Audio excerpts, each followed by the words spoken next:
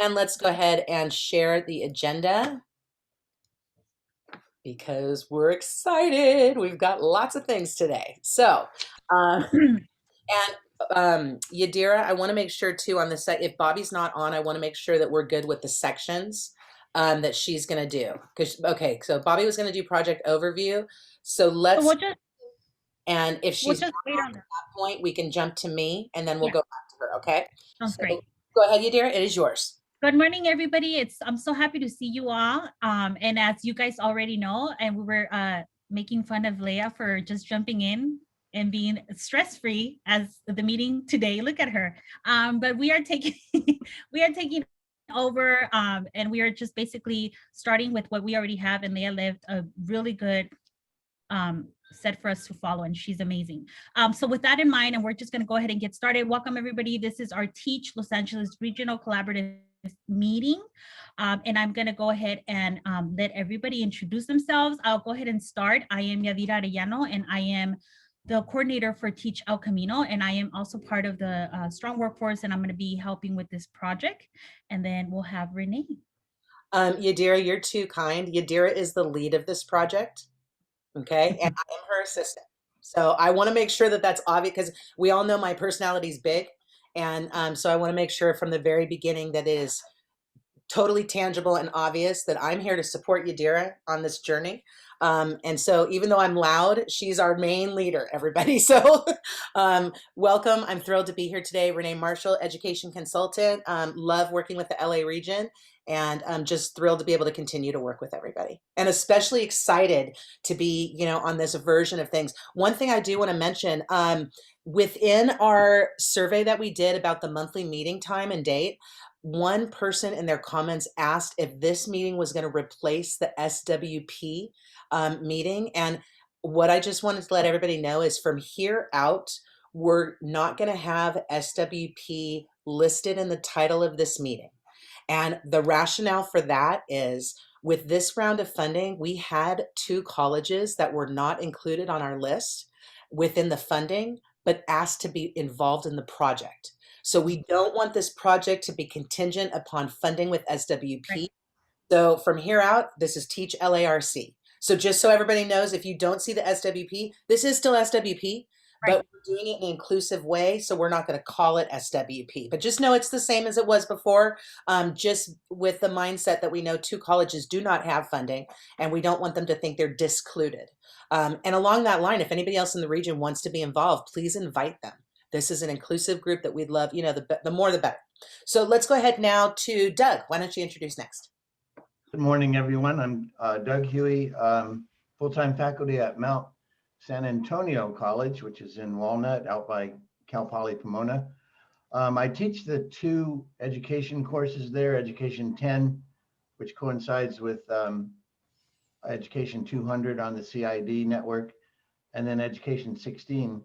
And I'm excited that on our last advisory meeting, which was February 5th, I introduced 3 new certificates, and I got approval for them because I want to specialize the education paraprofessional AS degree that we have. I want to specialize it in 3 ways.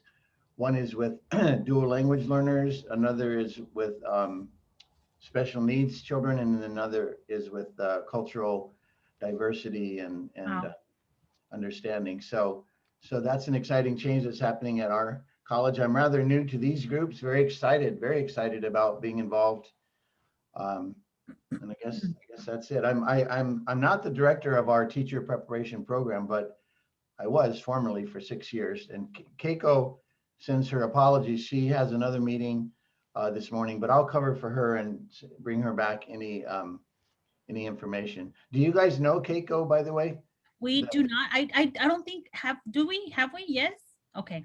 She's All been right. in and out. I don't see her at every meeting, but No. I see her at some meetings.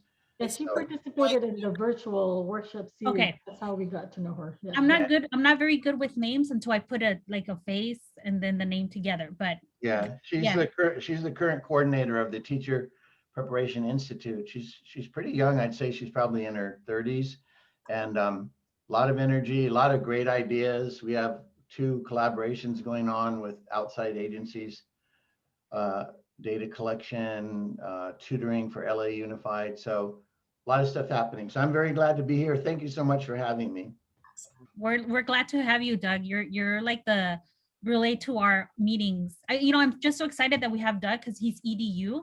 And for so long, everybody's just so focused like with child development, and trying to merge them together has been really, really hard, I think, for every campus. So I'm just so excited to have you here, Doug. Thank you. Thank you so much.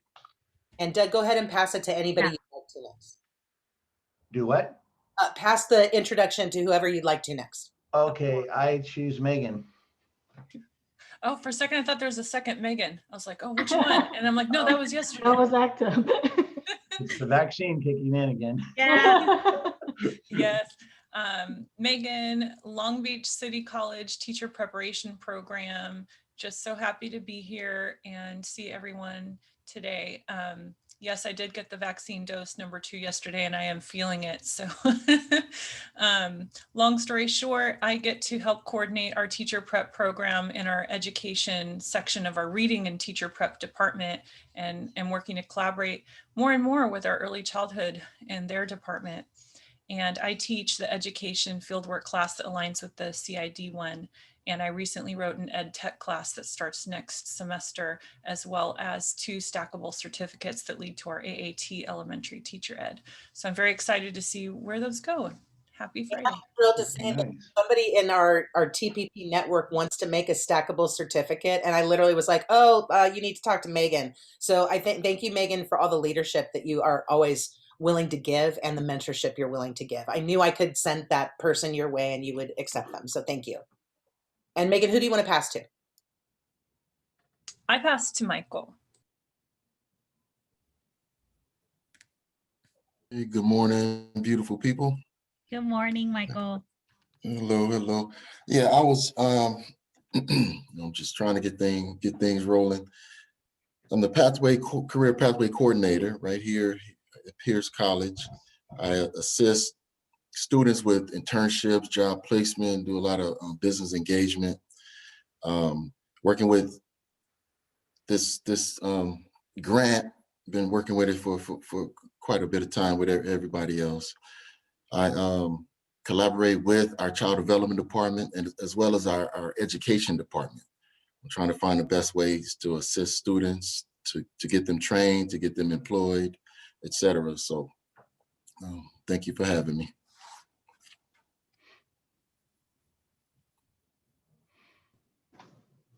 Mike, go ahead and pass it to anybody you'd like to who hasn't introduced. Let's see who. Veronica Allen. She on? Good morning. Yeah, good morning, everyone. Morning. I am also part of the LACCD, so great to see one of the sister colleges here. I am a full-time faculty at LA Mission College. I teach for both child development and education, and I'm also fortunate that I get to teach the practicum in both disciplines. So I teach the CD 22-23 practicum, where our students complete the 90 hours. Practicum 1 is for the ECE teaching pathway, and practicum 2 is our certificate specialization, so they can be placed in TK through 5th or 6th grade. And then I teach our education courses. We offer both the CID course and also the multicultural education. I know it's called the different things at different campuses. And so I'm faculty. I also coordinated the TPP grant while that was funding our campus. And I'm really grateful that I get to participate at these meetings. So thank you. And I'm going to pass it over to, let's see, Leah. Thank you, Veronica. Well, first of all, I'm glad to be sitting here as a participant. And I am Leah Martinez. I'm from Rio Hondo College, interim project manager for about 10 years now. And I'm also the area of interest lead for education at Rio Hondo College, and I manage the grants related to teacher preparation And I'm happy to be here, of course, and I would like to thank El Camino for leading this group again. Leah, I kind of giggled because you said interim after 10 years. Yeah. Yeah. It shows you how backwards our system is. Yeah. When I stepped down from COC, at one point, literally, my boss was like, hey, we're going to need you to interview for your director position. I looked at her, I was like, I've had the position for 11 years and you're going to have me interview now? Like, so yes, interim. Yeah, I have an upcoming interview again. We won't go there. Yeah. How Unless, did you do on the interview, Renee? what'd you say? How did you do on the interview? I told them I wouldn't interview. Not Oh, for you did? Okay. She refused the job. and I walked away and Gina took it. It's okay. I was ready to transition anyway. So it's like everything works out well, you know?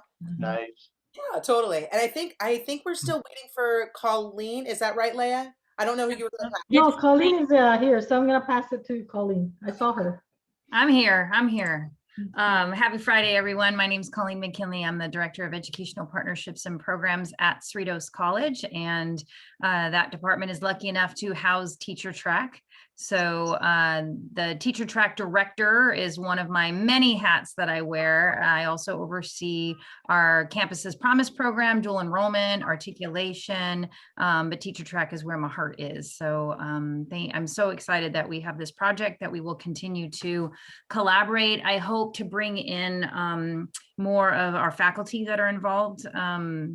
So possibly Kimberly Rosenfeld, our EDU, our EDEL is how we call it at Cerritos College Department Chair. And Sue Parsons, we've been lucky enough to continue to contract with her because of our seed grant. So she'll probably poke her face in every once in a while, but I have her really busy on the seed grant stuff. So yeah, I'm excited about this work and seeing everybody. And Bobby's here now too. Yeah. Yes, I'm here. Sorry, I came to the office today because I have a lot of work to do and my laptop's being weird. I don't know what's up, so I came up to use my real computer. I'm Bobby Becca. I think I know everybody, but I'm the Director of Grants Development and Management for El Camino College. So I help a lot with grants management. And in another life, I was actually trained to be a teacher, and I would have been a teacher, but I was one of those students that fell through the cracks, that they gave me the wrong degree plan. They changed it without telling me, you know. So what are you gonna do? I changed direction. But so as Colleen said, the teacher preparation program is a program close to my heart, and I'm happy to help in any way I can. She's being modest as well. Very modest, we all know, but Bobby is the mechanism that really keeps everything together at El Camino. I just do the work, the legwork, but she's really the glue. And she's just she's the Oz. She's the wizard. Yeah. Pay no attention to the man behind the curtain. Yeah. Yeah, So, whatever. Yeah, she's that important, but she doesn't like to say it. But a lot of the things and a lot of the project, and I want to just say it, that I quite frankly didn't think we were going to do this project, but I'm going to say it, that it was because of Bobby that we are doing it, because it's really her. Because I was giving in. I was going to be like, you know what? Okay, fine then, whatever. You don't have to give us anything. We're not going to do anything anyways. So, but Bobby came over and she's like, no, we'll do it. And so I was like, okay, fine. So she's always a positive person. What you're saying is I'm the person that gives you more work. Okay. I know, she was like, well, we'll just do it. And I was like, okay. Okay, we'll do it. Well, I was going to say, like Colleen said, she was lucky enough to contract with Sue. We're lucky enough to contract with Renee. Oh my God. Yes. So that Renee saves our butts on doing a bunch of this work. Well, yeah, she does.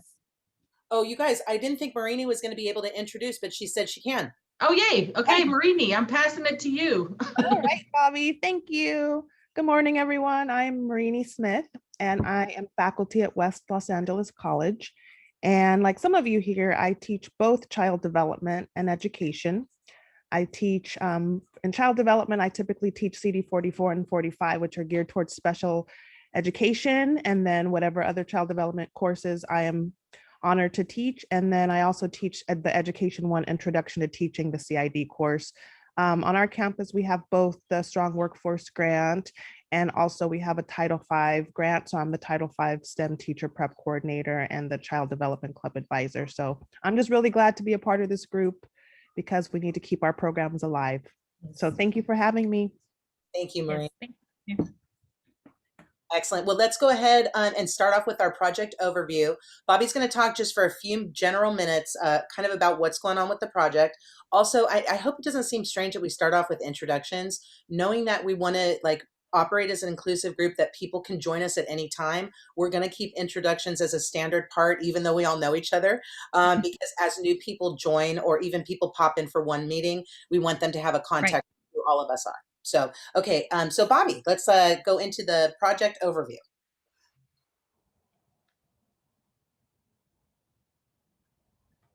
You're muted. I'm sorry, I forgot I was muted. I'm gonna get a shirt. I'm gonna get a shirt that says that, and I'm gonna just give it to Bobby. Well, usually I'm muted because I'm at home, and if the dog starts barking, I don't want it to disturb everybody. At least you haven't done like 20 minutes of lecture muted, and nobody said anything until you. Okay. Well, what I was saying is I'm really not prepared because I was running late. But as far as the overview is, I think it might be on a different part of the agenda, but the good news is that we heard on Tuesday or Wednesday from Audrey that I know originally the word from the lead, Rancho Santiago, the fiscal agent, that we would get our contracts the last part of February, beginning of part of March, which is now. But now they said that we will get them the first part of March. But the good news is that all of the plans, all of the projects have been certified up to the top. So all that part is done, and that's what Rancho was waiting on. Oh, because they only do one contract per college, and they put all your different regional projects in that contract. So they had to wait until every last project had been certified up at the chancellor's office. So that's done. So now they're just, actually writing all the material to put into all the contracts for all the different colleges. So they said we should definitely be getting them I'm hoping the first week of June. They did say the first part of June, whatever that means. But we're in the home stretch now for the colleges actually getting their regional strong workforce projects. So that's the good news I have. you. That was my big news. Excellent. So Megan just put in the chat, so March is the participation agreement, Bobby? Yes. Okay. Yes. Yeah. I hope the first week of March, but they said first part, so it's got to be at least by the second week. Right. Yeah. Well, and we push some other stuff to later in the month, so hopefully this will help to kind of get this part moving a little bit faster. Right. Okay, excellent. So Yadira, I'm going to go now into the Academic Senate resolution for a few minutes before we that's fine. other items. So something really exciting to share with everybody that's in process right now. For those of you who are going to be on the CCC TPP ACTEP joint meeting that's happening from 12 to 1:30 today, you'll get a full rundown of this. And if anybody is interested, I can give you more information beyond what I share here. But I just wanted to let you know that we have colleagues right now that are working on an ECE EDU Academic Senate resolution that is very loudly saying that we want to bring the two groups together. We want the Chancellor's Office to recognize us as an industry sector. We want to have leadership within our group. And anyways, it's like some pretty strong language that we're going to get Academic Senate to basically back up what TPP has been doing and to say that we are a valuable group and that we need to be recognized throughout our system as an industry with leadership and with, like all the other sectors, And so that academic senate resolution is in process right now. Kathleen White, who just retired from San Francisco City, is the lead author on that right now. And she's working with Kate Brown, who's at Skyline and who is our CTC representative from the community college system. And Kate has been active in academic senate. We have been speaking to different TPP faculty in order to get academic senate buy-in at multiple campuses. So strategically right now, we're trying to make sure that we've got the buy-in from Northern California. So we're looking at Skyline or San Francisco to represent Northern. We are also looking at for Central, we've talked to West Hills Lemoore, and once the resolution is ready, we'd like it to be pushed through West Hills. We're also going to be pushing the resolution with support coming through College of the Canyons, through Ventura College. And so if there's any other colleges that, want to check out the resolution and then hopefully put some backing behind it, I can share the draft once it's in a form where I'm allowed to share it. But I can guarantee that everybody who's on right now, this will help to move what we are doing forward. I was going to say, I want to see the draft, and I'm thinking for the LA region, for us, like Leah, for us at Rio Hondo, and now that I'm teaching the EDU, how do we go about it? Because, that would really help us tremendously. And I'm thinking more in terms of, getting it, that word, I'm lost for my brain, getting our program institutionalized. So this would really help us for both El Camino. We already have a buy-in at El Camino. Bobby,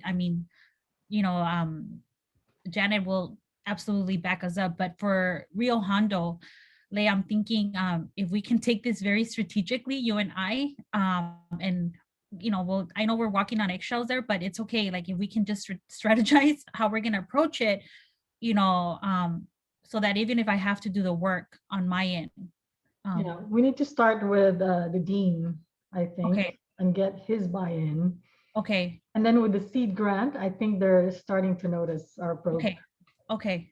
Yeah, so thank you, Renee. Absolutely. I'm putting also in chat right now, Yadira, for anybody who wants to view the draft, please let me know. So I've already written Megan and Doug's name down. And the reason why is I'm not the lead author on it. So I need to check with Kathleen to make sure it's shareable. That's why I just can't grab it right away. Veronica, are you interested in checking it out too? Because if you Veronica said yes, so she says yes. So our department chair is, has an extremely long history with our district. She's been with the district over 35 years, and she has been able to really foster strong respected relationships on our campus, and our department and myself have a very good relationship with our academic senate and our academic senate president.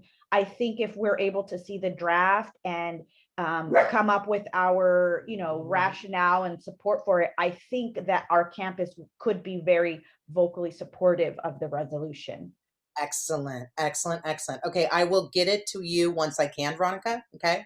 That's great. Yeah, thank you. And anybody else? I saw that Mike wants it too. So, Bob, we wanted Renee, El Camino, and both Rio Hondo. Sorry, I'm speaking for both. Okay. I put it in the chat. Oh, okay. Okay, excellent. And maybe we just keep it confidential. Maybe we just say that it's I'll just have to talk to Kathleen to figure out exactly the logistics on it. Okay. But okay. Knowing that we want it, I'll make sure I find a way to get it to everybody. And to answer Megan, is there a pre-made blurb? Not yet, but we can make one. We'll make one and then we'll share with everybody. Make one. I want to use the right terminology that they register, and sometimes I sound casual and I want to make sure I use their lingo. Right. I get it. And Renee, I put in the chat that I think one of the officers of the academic senate is at Rio Hondo in our BSS department. So we need to reach out to her too. Yadi. Okay, excellent. Okay, so are we, anything else? Or are we done with that? Sorry, Renee. I'm so excited. I just want to say I'm so excited about this because as somebody who served as both EDU and ECE faculty, I've had so much stuff over my career, where I had people that were like, you're not ECE enough. You were in K-12, you were a kindergarten teacher. And it's like, what the hell? Like, I was a kinder teacher. Of course I'm ECE, you know? And so to just, as somebody who's literally had to battle to show that you can be both, like, I'm You know just what? so glad that it's going to be recognized, because there's a lot of us. It's not just me, you know, I was just gonna say that it's just been really hard. I've never imagined how divided we are. I mean, I knew we were, but I didn't understand to the extensity that we are divided. And now that I am doing both, I can really see it. So I'm excited for this project, just for the simple fact, like you said, Renee, that it's finally going to bring us, you know, we're better and we're stronger together. Yep. We're not going to get across being individually. It's education, and it should be a sector. Well, and if you look at other groups right now, like, it makes sense to pull it together. Look at what Department of Ed is doing. Look at what CTC is doing. They are taking the two systems and they are putting them like, they're doing it too. So it just kind of aligns with what's needed and what's happening in the, you know, throughout California. Thank you, everybody. Okay, so we have Renee. So do we want to go into the Renee, do you want to do the leap, or should we do the other thing? Yeah, you know what? Let's go into leap first. And I apologize, you guys. Okay. I have some weird little lights on my face right now, which happens at different random parts of the day. Usually it's not right now, though. So sorry if that's distracting. I apologize. But Renee, yes, Doug. Renee, before we start, can we get an introduction from Laura? Yes, absolutely. You are correct. Laura joined us. Laura, are you able to jump on and say hi? Hi, Laura Manson from Santa Monica College. Hello, everybody. Hi, Laura. So nice to see you. Glad Nice to see you as well. Yes, thank you, thank you.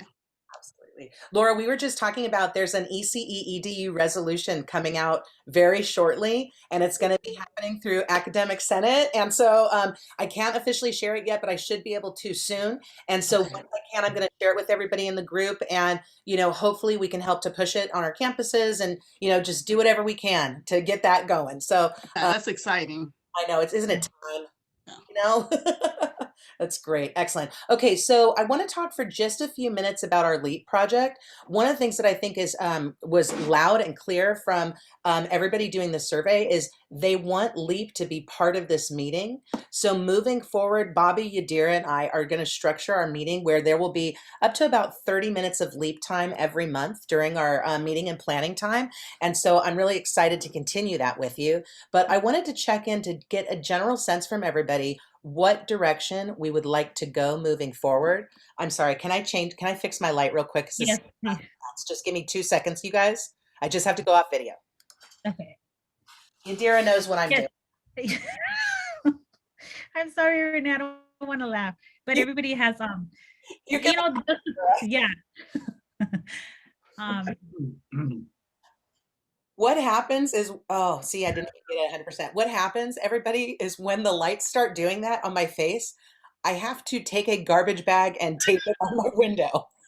So I literally keep this garbage bag next to me because this happens. It's not consistent time every day. So sorry about that. And see, I still have dots. Anyways, okay, so we talked about LEAP and having a couple different areas of interest moving forward. So we identified areas of interest, but we also identified some specific things that we want to do moving forward. And so I wanted to bring the group together today to just figure out what do we really want to focus on during the 30 minutes of the sub meeting, you know what I mean, each month. And so here are the areas of interest that we talked about. So just listen, there's 7 things total, and I think we should choose 1 or 2 to focus on.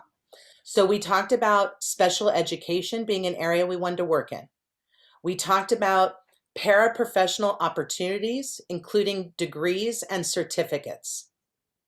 We talked about STEM teacher pathways, CTE teacher pathways, bilingual teacher pathways. And then we also talked about moving forward with LEAP, that we wanted to emphasize, practicum alignment and extended care support. So these are really 7 different things, all totally valuable.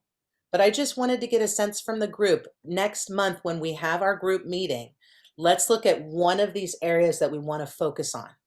So which of these sound like something that would be of interest to you? I'm going to go ahead and put it in the chat right now. Yes. Renee, did you tell us everything? I only count 6. Oh, yeah. Okay. So let me see. Okay, I've got practicum alignment, extended care support. Oh, extended care. That's the one I missed. Okay. Yeah, and the Can I special, repeat them? You want to repeat them, Renee, just so in case anybody didn't. I'm putting them into chat right now. I just have Okay. to cut and paste. So sorry about that. No, you're fine. So extended care is like after school programs? Yep. Okay. Or And maybe one before of the school? reasons we were talking about that is because of the pandemic, since those have become a primary source of education models right now. Like, okay, so I'm sorry that they're broken up here, but we've got practical alignment, extended care and support, special education, paraprofessional opportunities, STEM teacher pathways, CTE teacher pathways, and bilingual ed teacher pathways. Wow. And all of these are focused on the elementary years and not the early childhood? No, that's the thing. Many of these we need to be focusing on both. Do you Both. Okay. Right. be having Yeah. and just so you know, the people who are on this meeting right now might not be the same people we need to have. Like, for instance, if we decide on practicum alignment, then we're going to have to make sure that every campus has ECE faculty included on the LEAP meetings, which we don't always have. But we just need to make sure whatever we decide to do, whatever we decide to focus on, we may need to open it up and add some additional people to our team. I feel like STEM, which I did type in the chat, so sorry to be redundant, but I think that's really important because of California's shortage in science and math. They're very critical. And we also have a degree in place for elementary teachers and a degree in place for early childhood, but those majors in math or science or tech that want to be a math or science, et cetera, teacher, they major in math and they're not required to take anything in education.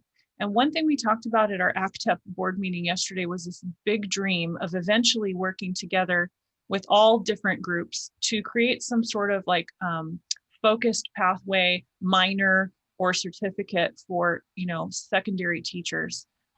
So I think that LA is a great lead in this kind of area with our alignment project. That's something so special. And I think if we took the lead in thinking about what those secondary teachers need in those critical shortage areas, that's going to be something that stands the test of time. And I don't know about area of weakness, but it's an area of need that we don't have in the state for those teachers in undergraduate studies, especially.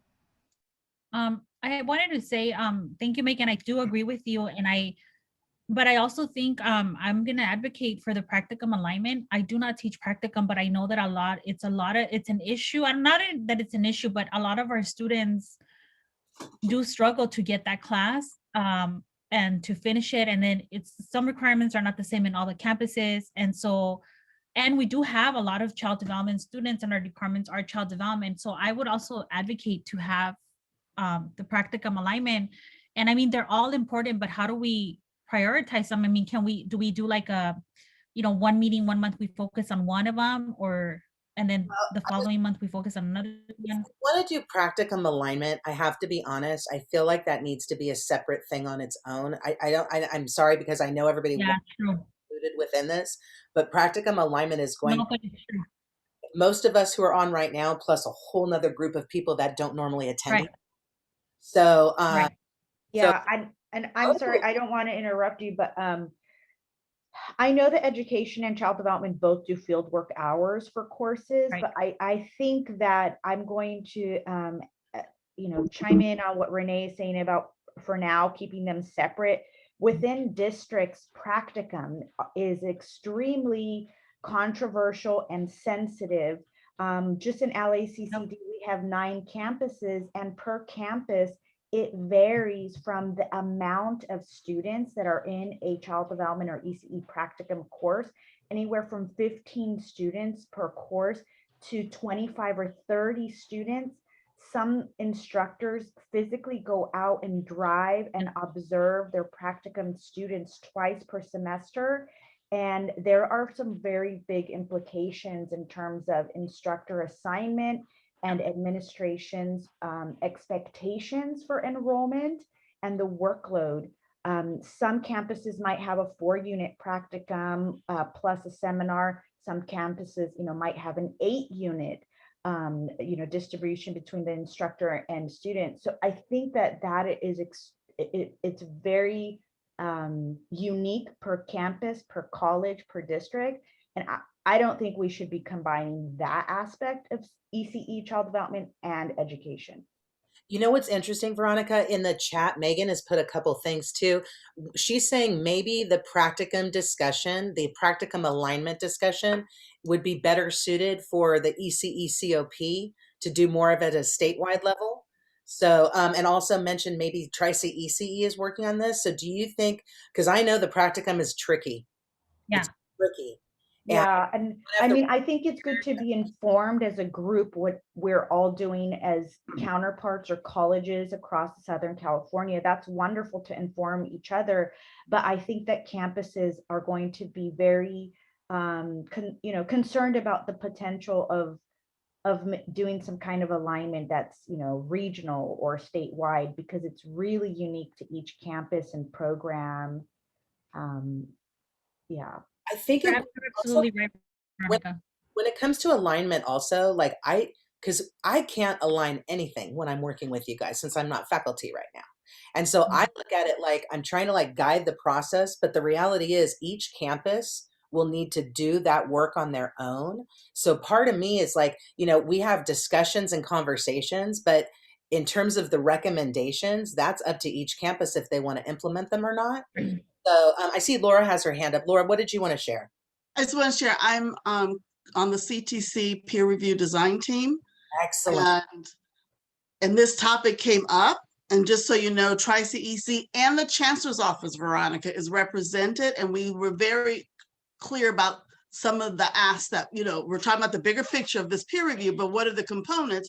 What's the impact on faculty? And one of the things that come up was very clear that, in fact, Cindy Stevens, the one who said to the Chancellor, to the representation, that we need support from the Chancellor's Office when we're looking at some of these changes that are coming down or what we think should come down. And that's looking at what are the hours. We know across the state, hours range from maybe 0 to maybe 5 to 250 hours of field, so what is, anyway, so I think it should be a top. It may not have to be a big top, but I think we need to stay on top of it. Just because I think a lot of changes may be coming down, especially with the mentor program being gone. That's another part that we talked about as well. So I will go to Leah in just a second. Laura, I want to just second what you're saying there, because we've even had some conversations and meetings kind of behind closed doors right now, trying to figure out what's going on. I'm not sure which group it is. Let me think for a second. CD. I know everything's divided into groups. Yeah, I was like, have no idea. Your CTC Department of Ed has been working with this group called Lighthouse for almost a year now, and they have developed like online ECE and there's a lot going on right now that we might not have full information on when it comes to early childhood and changes that are happening in this state. So like behind closed doors, we're kind of like having some hypotheses and trying to get ahead of the curve as much as possible. We've got people like Laura's on the, Laura, what's the name of that committee again? It's not the TPE. Well, it is the TPE, but it's the peer review. It's the peer review process of TPEs. Yeah. Perfect. What is that going to look like? Yeah. And Laura, could you maybe would you be willing to have a few minutes on the monthly meeting to just kind of keep us in the loop on that process? Sure. Because I think that might help us. You know what I mean? Okay, so there's a lot of discussion about this, which I really appreciate. I bring everything back once Leah shares what she's going to share. I'll bring it back to the leadership meeting with me, Bobby, and Yadira, and we'll figure out how we're moving forward. Okay, we will try our best to listen to everybody's voices. We'll look at the stats and we'll make sure we represent. Let's go to Leah and then Yadira. I see your hands up. Do you want to go after Leah? Or yeah, I'll be I just want to ask Laura. Sorry, I just want to ask Laura. Laura, what is that? The meeting? I'm sorry, I'm writing my notes down for next month. The meeting, the meeting you attend committee. TTC peer review, and we've got a chunk of us on it from TPP. It was okay.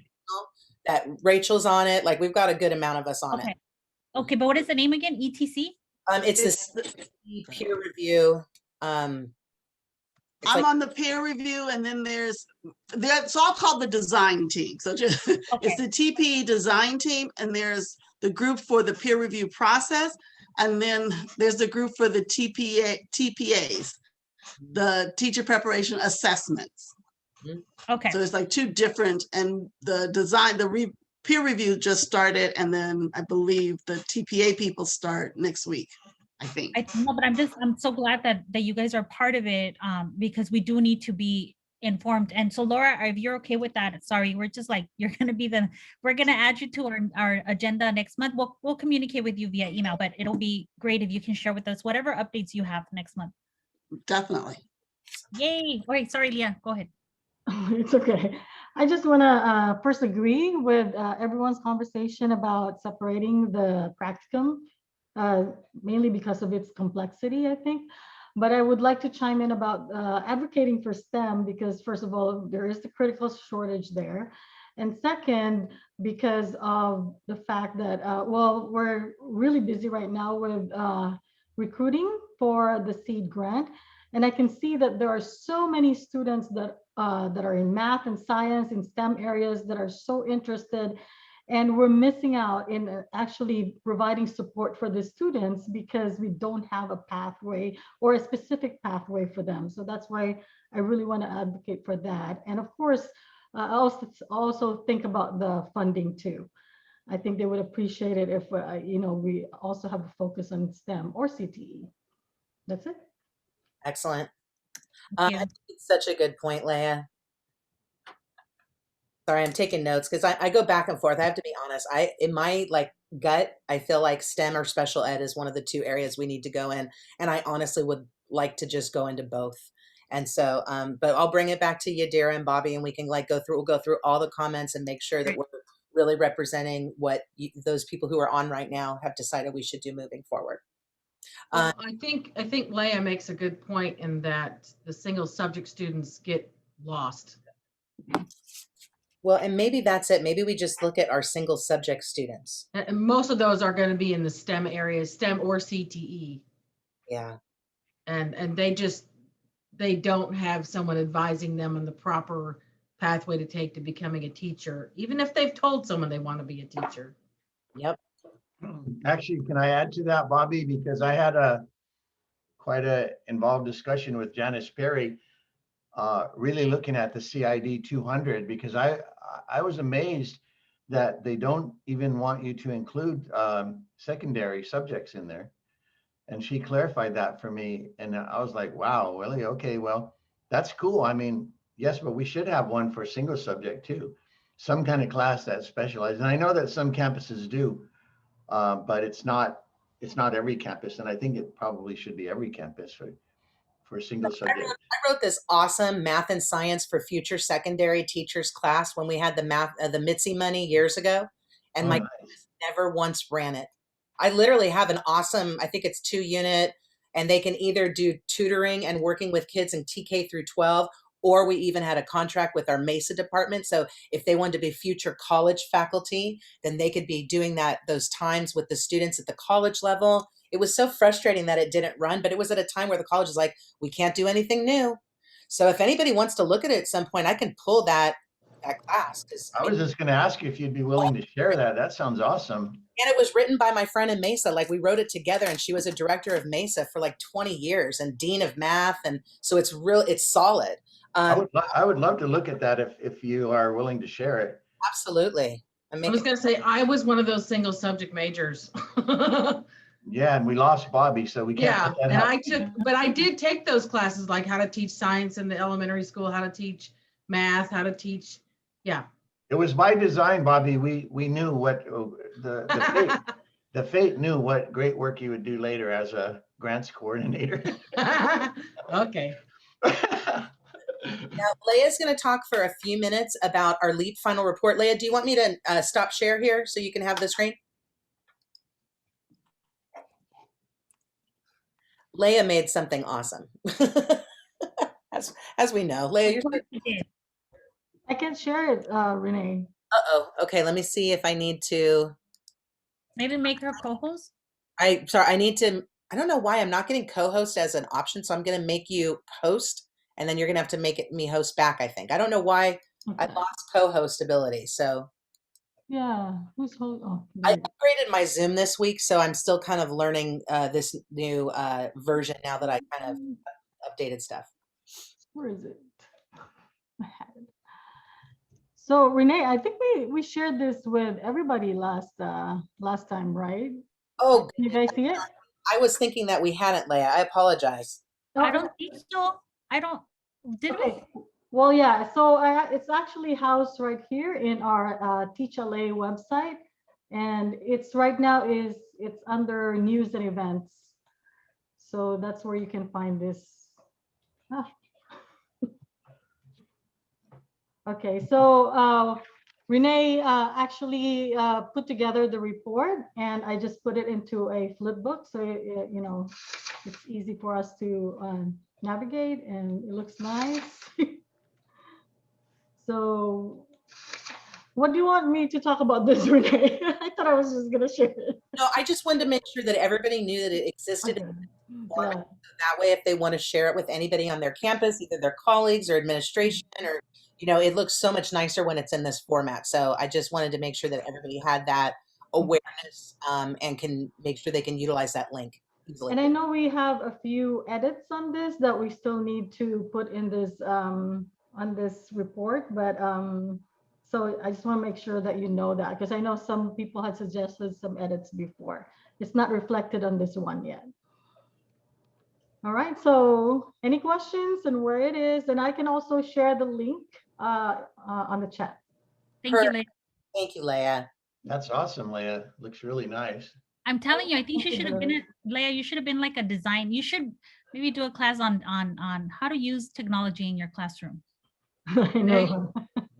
Renee, Yes. have you gotten your host capabilities back? I do not know. Okay, check the chat.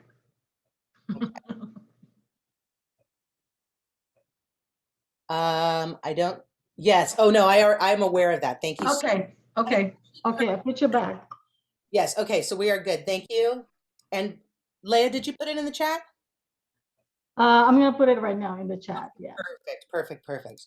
Well, we actually are going to jump off of our agenda for just a minute, everybody. Colleen needs to go at 10, and we were going to do something at the very end, but we're going to do it midway. Right. Because we want to make sure Colleen is here for it. So thank you, Leia, for putting that flip book in the chat right now. We would like to take a minute to honor Leia Martinez for her time as the lead of the Los Angeles region.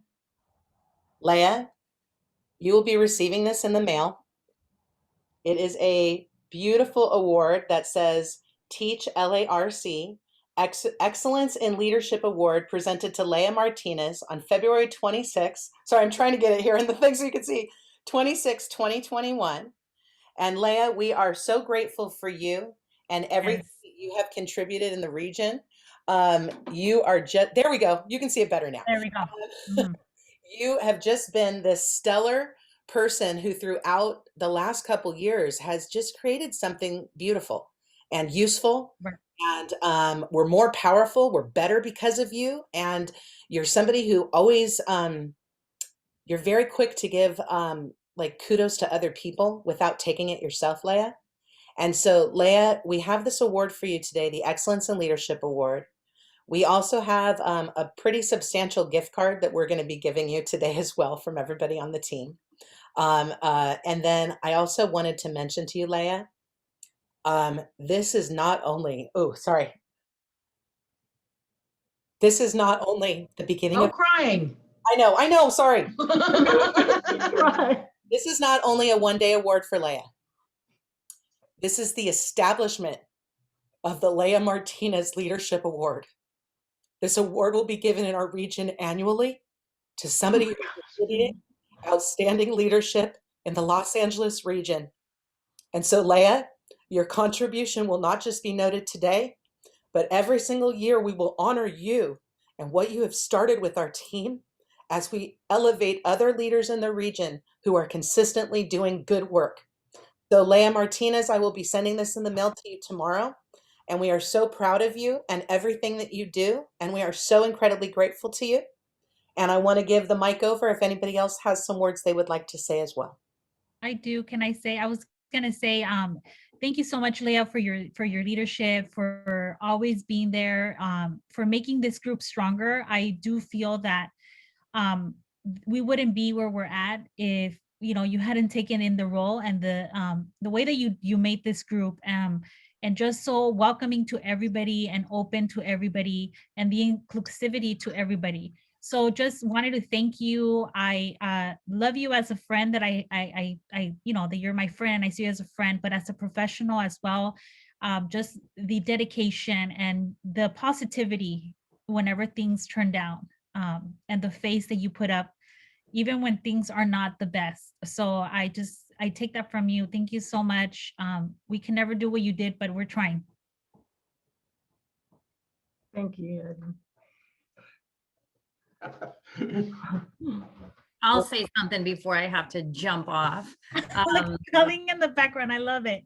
Yeah, I had to quickly change. I didn't want to come into the meeting with this, or it might tip a few things off. But Leah, I would agree with all of the sentiments expressed. I think that you have been, you jumped into the LA Teach project reluctantly.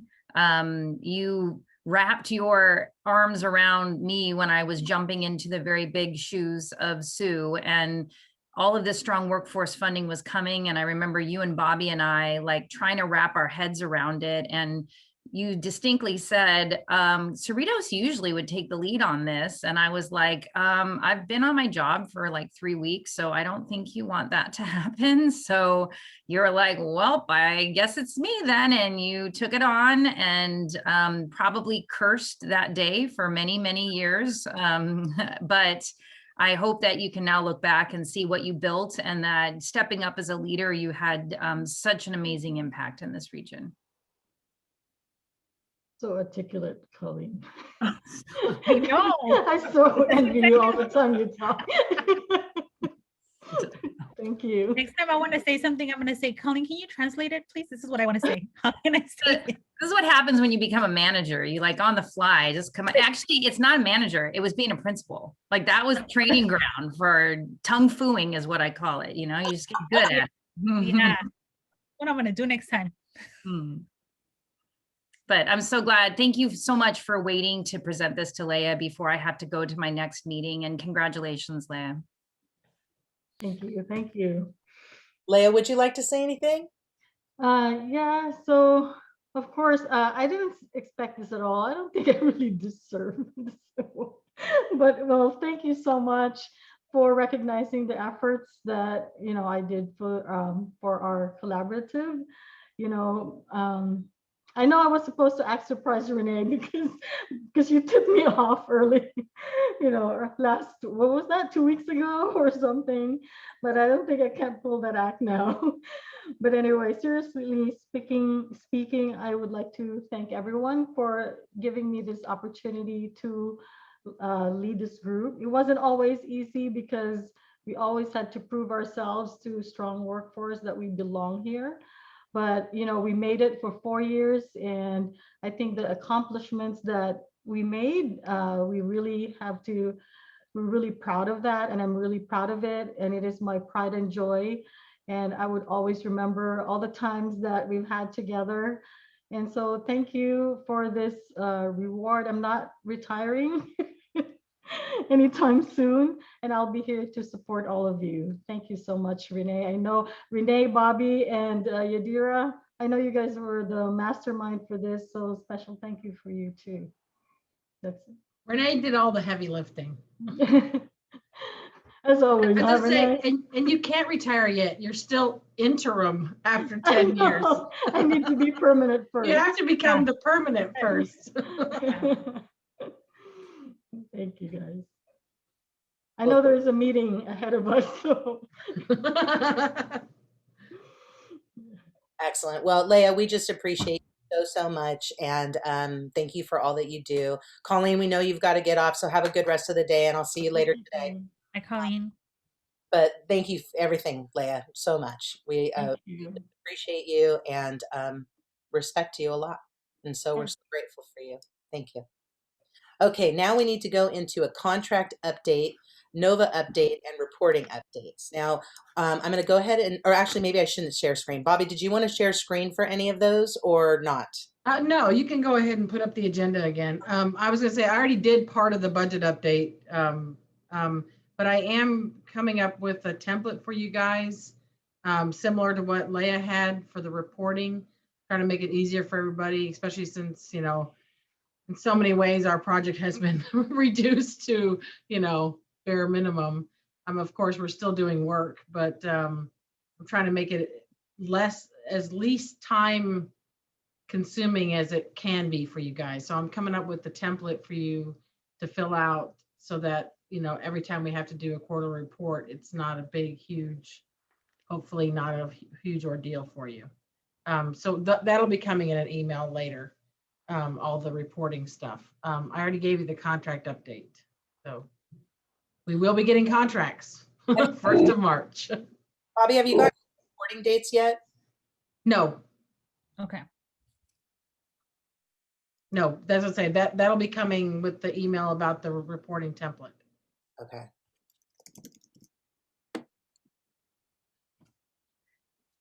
Okay, excellent. Sorry, I was taking notes there. Yeah. Great. Now we're going to go into our next section, and I apologize. I need to look at my second agenda. Yadira, I believe you're leading this section. Is that correct? Well, yeah, just we're gonna go ahead and start with everybody. We're gonna go ahead with highlights of the groups to go ahead and report from your campus, any highlights, any updates in your campus so far.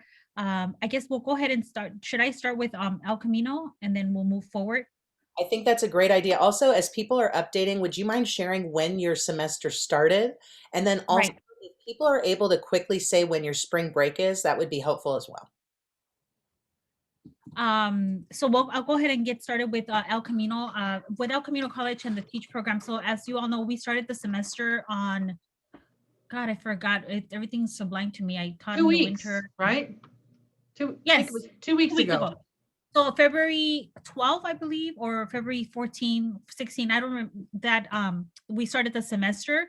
And we just actually started. We also have we've been meeting with our students and trying to see what's going to happen with our Future Teachers Club at El Camino College and the Teach program. We do have a couple of workshops coming up with Mary Soltis. She's going to be providing a CBEST workshop for our students, and she's going to be in sometime in April. I think the first 2 weeks of April, which is spring semester after spring break. And she's going to divide what we ended up doing and what we decided at El Camino College. We had a 1-day workshop on CBEST testing, and it was from 8 in the morning or 9 in the morning till 1 p.m. And what we ended up discovering, it was a long workshop, but it wasn't enough time. We had the students engaged. Mary is phenomenal when she teaches this workshop. I sat in the workshop with her, and the way that she explained it, I mean, she had me doing the introduction to the writing format, and I got it wrong. And I was like, wow, and I'm here a master's student. Can you imagine now these are students? And so with that said, we decided, Mary and I, we spoke with the students, and we're going to divide the workshops. She's going to do, for example, she'll do a workshop for writing, and we're going to start in the first week of April. So we're going to do April all the way probably to the last week. And so we're going to do a writing workshop, a math workshop, and a reading workshop. And we're dividing it like that because she started to see that the students need it separated. There's so much information to just complete it and compile it in one. This way we get the students ready for CBEST testing that happens in the first week of May. So that's happening at El Camino College. It's also, sorry, Leah, I'm going to say it. It's going to be happening for Rio Hondo, but I'll let Leah when she does Rio Hondo. So that's what's going to be happening. We also have workshops aligned for Teach El Camino. We have a culturally diverse workshop for children at El Camino College, and that's going to be provided by one of our faculty members, Brittany Wilson at El Camino College. We have some other ones lined up, and we still have our best event that it's becoming annually now, where we have our Behind the Education Scene Talk. And so this is where the Child Development and the Future Teachers Club come together, and with the support of the coordinators like me, Janice, and the Child Development Coordinator, Cynthia Cervantes, we have our students, let them meet, let them discuss what they want to do with this project, and they decide what kind of professionals they want to bring over so that they give a real sort of table or interview of this is what it took me to get into my career. This is my process. This was my pathway, and this is what I did. And this gives students the ability to ask them questions, real questions like, you know, how long did it take you to get your career? You know, and we have some of these professionals that started off not in their career that they're in, but they found out that they loved it. And so this is important for students because they can see themselves and they can see like, wow, you know, they made it and they have a similar pathway that I had. So, and I'm just kind of trying to say it shortly so I can let everybody share out. But that's so far what's happening with El Camino College. We do have the seed grant as well, just like Leah mentioned. And so that's also something that's keeping us really busy and stressful. And hence that's why my room is very completely clean right now. But that is all for El Camino College. Bobby, am I missing something? Oh yes, the spring break. Thank you, Bobby. I put it in the chat. El Camino spring break, Saturday through Friday, April 10th through the 16th. I am really for reals this time. I promise I'm going to take spring break. I will not answer any emails during that week. I'm just kidding. I will, because we have a seats grant. But I just want to think that I am going to do that. Fantasy. Okay. Thank you so much, Bobby. Did I miss anything else? No, I was going to say, I know that a lot of the other colleges already do like CBEST prep classes and stuff like that. But we did it once before in the past, and we can probably figure out a way to do it again. Okay. We had one of the last things that Mary did for us. We actually invited Rio Hondo students to attend as well. So if you're a college that doesn't have any, let us know. I mean, because especially since it's all online, there's, you know, it could be that we only have a few students that need to take it right then or something. And, you know, and Mary's not real crabby about adding a few extra students to her sessions. Yeah, I was going to say that, Bobby. Did that already happen? The CBEST workshop? Yes. For some reason, guys, I'm not getting your emails. You're going into quarantine all the time. All El Camino. Oh, wow. Oh, they don't like us. Sorry. I know, Leah, you know what? I forgot to mention that, but that can be part of the deliverable for the reporting this coming. We had 7 students from Rio Hondo attend the workshop for the CBEST, and they were from my education course. And so we did have, and I'm gonna open it up for everybody here. If you have a couple of students, if you have 2 or 3, they should be across the region. Why are we workshop with 7 students? Right, exactly. That's what I'm saying. We're going to have the workshop anyway. If you have students that need it and you don't have the money or you don't have someone scheduled, just shoot us an email. We'll add them to the class that we have scheduled. Yeah. Okay, quick question too. I have a person in my community who's looking for a CBEST test prep right now, and she has a bachelor's degree already. Okay, and so she's like somebody in the community who wants to take the test, get on the pathway to get her credential. So if she wants to do the test prep at COC, at College of the Canyons, she has to enroll as a student in order to do it through community education. She then looked at something else and it was, Steve's offering them through his campus. Same situation. She has to enroll as a student. Does anybody have this as, when I ran it at Canyons, we had it as workshops that anyone could attend. Right. Right. We just do it as a workshop. We're paying her a stipend to pay to give a workshop. The college doesn't ask us who's attending. And that's what I did last time too. I invited everyone through the whole region. I was gonna say, Renee, I cut off a little bit. My internet is going in and out, so I want to apologize beforehand if I do cut off. It's my internet, but no, we didn't have just 7 students. This workshop was 35 students.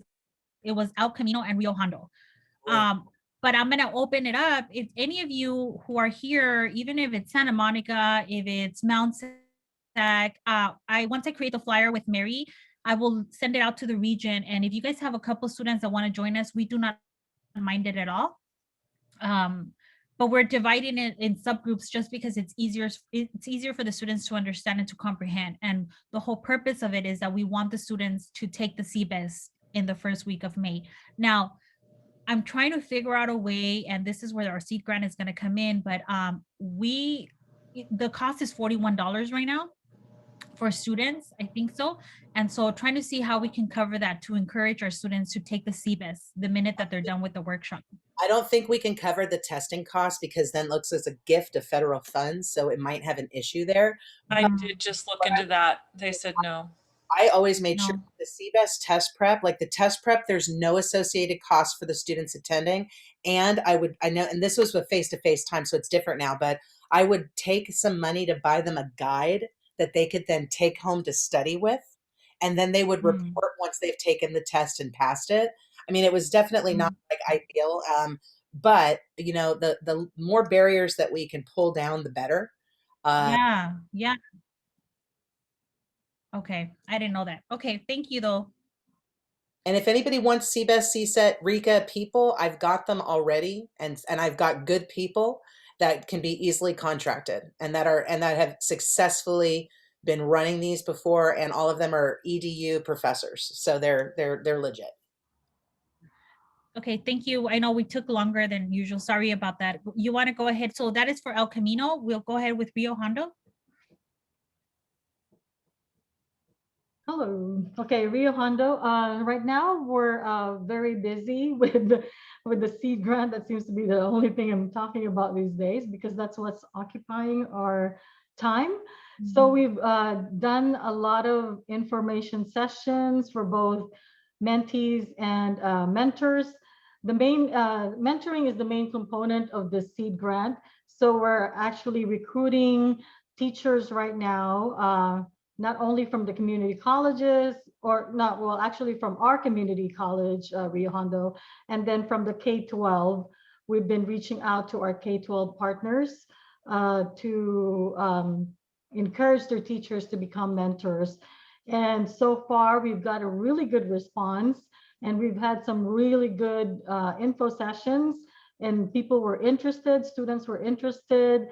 And as I've said, I mentioned earlier, we have a lot of math and science and CTE students that have been interested in joining the program, and also K-12. And I'm very surprised that we have a lot of K-12 districts that are engaging with us, especially since, you know, the news recently was about reopening.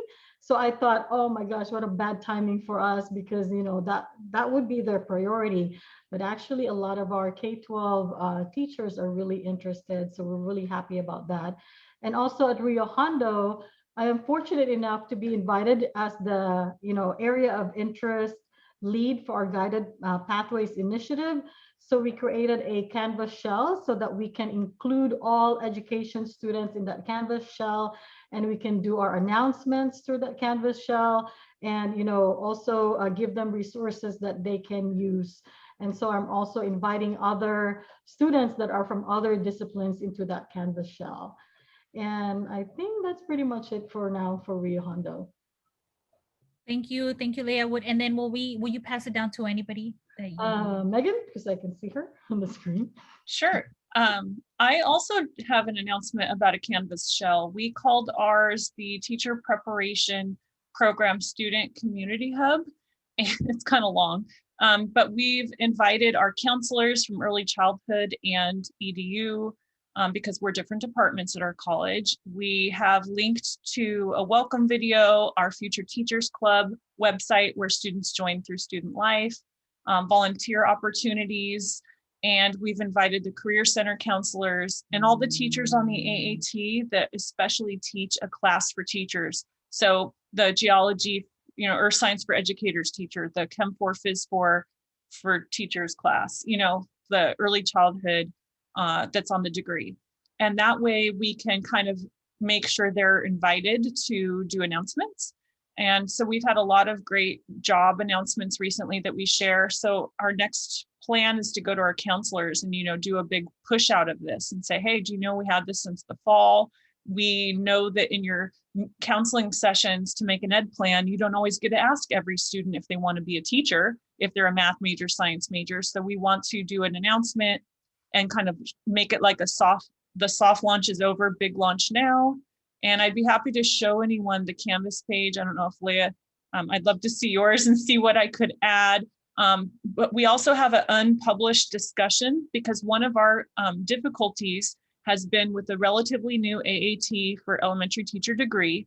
A lot of our departments, like the science department, has a lab shortage. They can't offer our class more than once a year. So if students don't know, hey, Chem's only offered this one day, and oops, the math teacher scheduled your other required math class at the same exact time. Oh, well, you can't transfer in 2 years. This is a headache. It's gone up to our deans.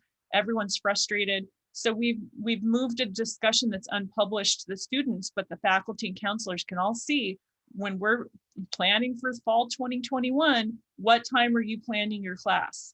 Is there a synchronous portion? What's your in-person portion? In other words, we need to streamline our scheduling. So it also serves as a home base so that the other faculty can see the announcements pushed out to students, et cetera, et cetera. So that's our big thing because we've never been able in 5 years to get a location on campus for teacher prep. There's no room, but we can have a virtual space, and the pandemic pushed us to thinking it through.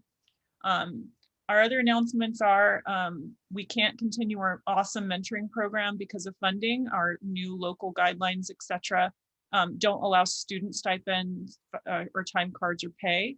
So without that, we don't think we're going to do it in the fall because we need to pay our students for their time. Even if we can't pay the faculty a stipend, we wanted to pay the students. But we do have those wonderful new classes starting in the fall. So I put in the chat our new ed class for secondary teachers. It's an elective for 2 units because unit creep, they didn't want an elective at 3 units at our campus. And it just has 15 hours of field work, not all in a classroom, but also observing the admin and board meetings and such, so that we can hopefully provide some context for our secondary teachers. It doesn't take them to many units in financial aid. And we also have a new Ed Tech 1 unit class that mirrors the one at Cal State Long Beach. And those are part of our 2 stackable certificates that we now have. And you can get those through the Regional Alignment LEAP project because they've been shared there too. Thank you so much, Megan. And do you want to give it away to anybody? Thank you, Megan. Do you want to pass it on to another college? Oh, yes, sure. Veronica? Sure, thank you. Hard to go after that. There's so much great work that's being done. But so in terms of activities that we were doing, when we were being funded, that's tentatively paused in terms of the quantity of events that I'm planning. I'm technically not given any assigned time right now, in terms of continuing what the TPP coordinator role. I am going to be meeting with my dean and chair next week to see how we're going to budget the small pot of money compared to what we had in prior years, how we're going to allocate that. And in terms of my planning, it will probably be the same kinds of behaviors that I'm doing and coordinating, but what's the extent of what we can do with our plan? And the money that we're going to be receiving with this new funding.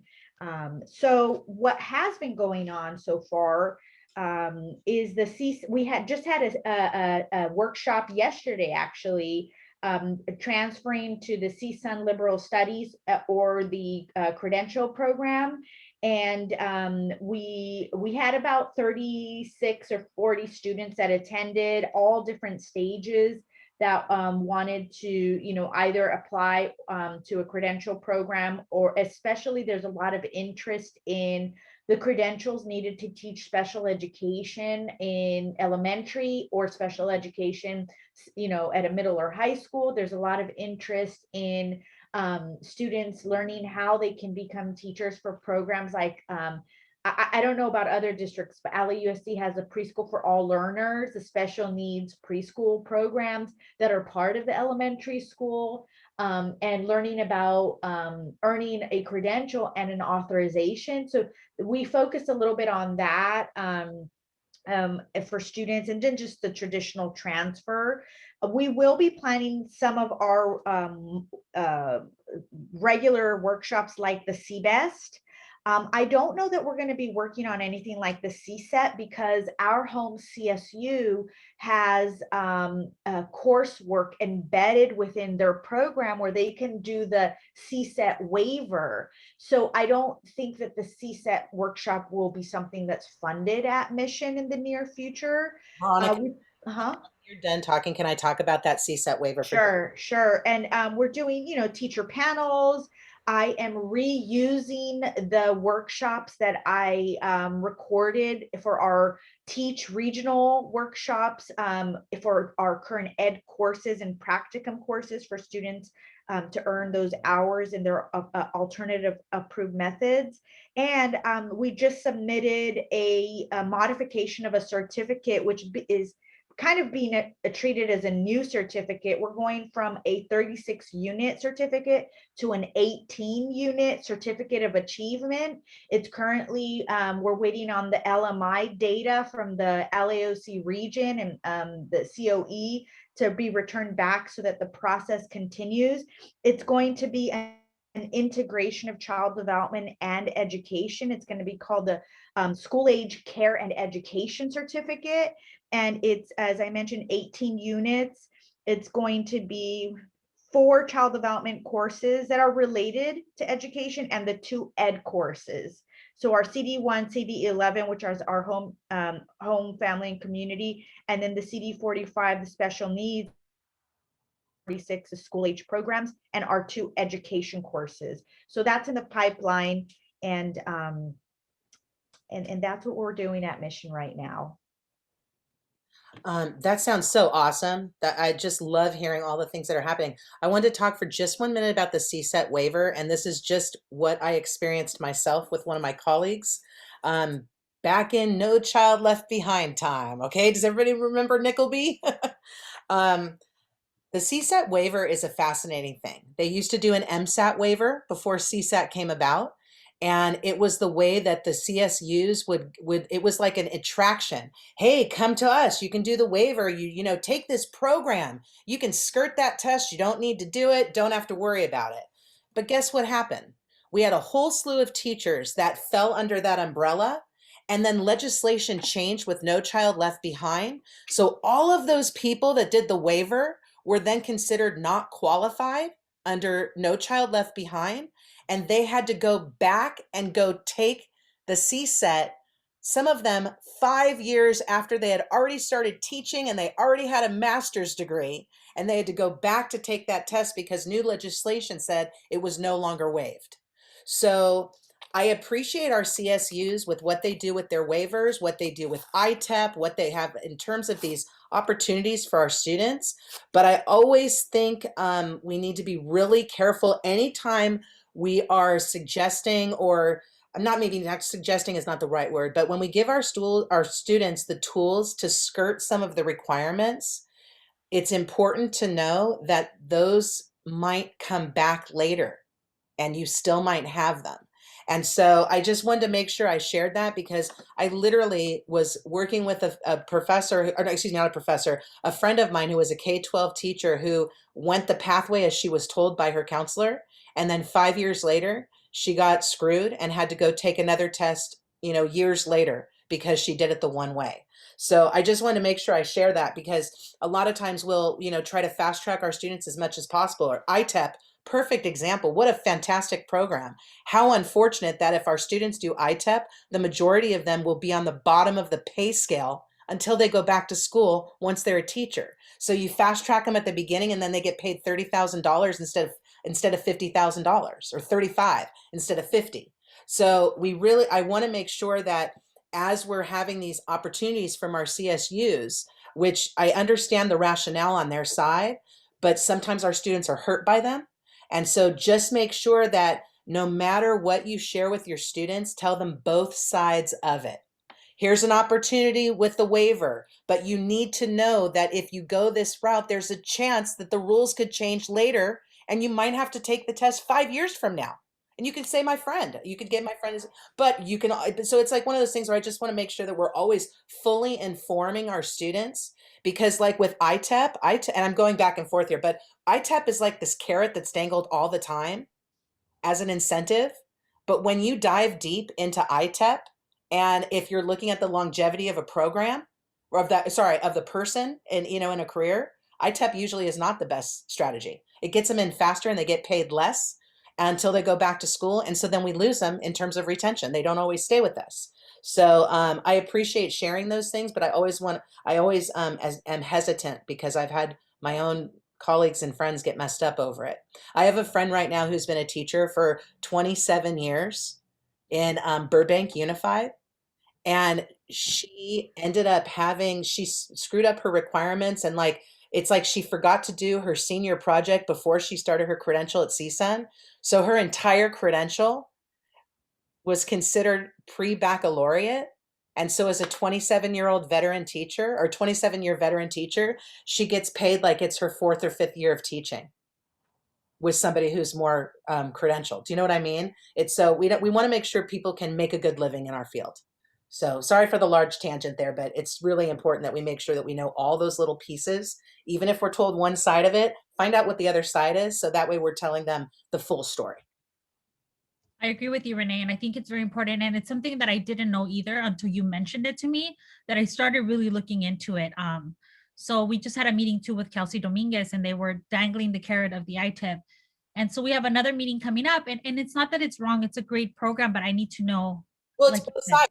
If anybody has meetings with ITEP, if you want somebody to come, I'd be happy to sit in on those meetings and be like, hey, I'm curious. So what are you doing with your local K-12 districts to make sure that that ITEP degree is going to get them into the middle of the salary schedule? And that's the thing that's tricky. It's individual agreements, district by district. You know, it's not a blanket across the state. Right. Thank you so much, Renee, for that. And then Megan, do you want to? No, it was Veronica who was giving the introduction. Veronica, you want to pass it down to anybody else? Oh, sure. Let's see. Let's go to Doug. Okay. I mentioned a few things earlier about some certificate updates, but I'll say I've been listening to people talking about their CBEST preparation. And so I'll share that we also have that at Mount SAC, but we also have Cset preparation as well. And interestingly, this is handled through the Teacher Prep Institute. And what we do is it's free for the preparation courses. And then we also, or the Teacher Preparation Institute also offers to reimburse them for the actual cost of the test itself. Oh, wow. So what happens is they take the preparation course, that's free. Then they go take the test. They bring back their receipt or whatever it is they're sent that says they passed the test. Then we will reimburse them for the cost of the test. So of course, that all depends on funding, and everybody's always wondering where's the funding going to come from. But so far we've been able to carry that through, and it's quite a benefit for the students.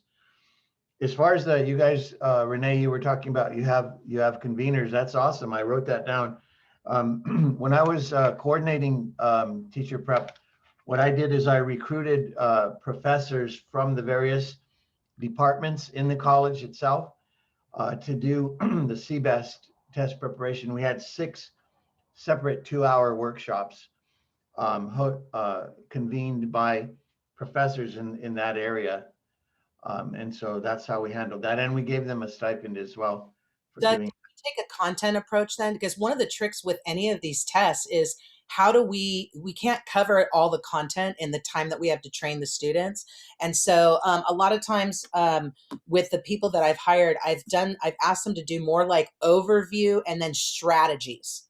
Do you know what I mean? So since you're breaking up to 6 different people contributing, are they going content piece by content piece? Is that how they're tackling it? They have their own area of focus. Like for example, for this, because we all know that the CSET is divided into 3 sections. So in the math section, of course, that's pretty clear. You're going to talk about math, and they just focused on math. I'm sorry, Doug, I totally heard CBEST. Now it makes sense that I heard that you said CSET. I'm sorry, I heard the wrong test. Sorry. Okay, yeah.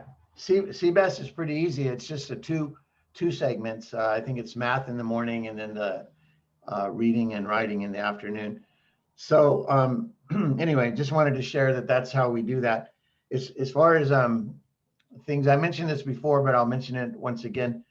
We are on board with the Step Up tutoring program that is through LA Unified School District. It's an awesome program, and I think it can be used as a substitute for the observation hours as well. Wow. And the students actually get paid for doing that. It's I think 2 hours a week, if I'm not mistaken, and there is pay with that. So all of course I can't make them do it, but I've advertised it to our education students. So that's an exciting opportunity. And the second opportunity is funded through Strong Workforce mini grant, which is a data literacy class. And part of the Strong Workforce grant application says, how is this thing that you want to do going to lead to student success? So we had to think about how is the connection there with data literacy, understanding how to find data, how to analyze data, and how to report on data. So we had to come up with a rationale for that. I think it does contribute not only to the immediate success of students while they're in college, while they're in Mount SAC, but also to the success in their future career. Just that mental preparation for, and that broad understanding of data and how to use data, because we are in fact in the data and information age. So so we were successful to getting that grant. So those are a few things that are happening at Mount SAC. And Marini, are you here? No. Okay, I pass to Michael then. Yeah, thank you. Thank you. Yeah, yeah, we're planning our second I Can Teach Fair. We're looking at maybe April or May. It all depends. And I'm thinking about adding a component for employers to talk to students, to discuss what type of jobs and what are they looking for in an employee, the various careers that are in teaching and childcare. And also we have spring break. I know you want to hear about spring break and all that as well. But I'm going to reach out. I want to reach out to, I'm sure during the planning of the I Can Teach, I'm going to need some resource, and I see some resources in the chat as well. So we could talk about the workshops and other things. And then our spring break is coming up. I'll put that in the chat as well, April 3rd to the 9th. And we started February 8th through June 7th is the semester. So hopefully you'll be hearing more about it, about the fair. So thank you. Thank you, Michael. That was wonderful. And I just want to ask Doug, I'm sorry, I wanted to ask you about the funding. How is it that you pay the funding for the students taking the test or reimbursing them? We get a stipend from the humanities division each year, which is just, go figure. I don't even know how that got started. Yeah. But we do, and they have through two different deans. We had Jim Jenkins, and then he retired, and now we have Caroline Hoover, Dean of Humanities. They give us about $20,000 each year, and we spread it out for different whatever we need to do for supplies and workshops, and the stipends are a big part of it. Although we're ever aware, I'm kind of talking out of turn here because I'm not even the coordinator of teacher prep, but I'm still, Keiko's new, so she leans on me a bit, and that's wonderful. I absolutely glad to do it, but it's really her thing now. But we're ever aware of the fact that if this funding falls through, we're kind of screwed.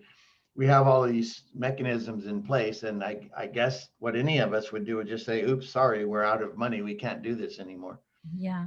But so far we have been able to pull it off all the years.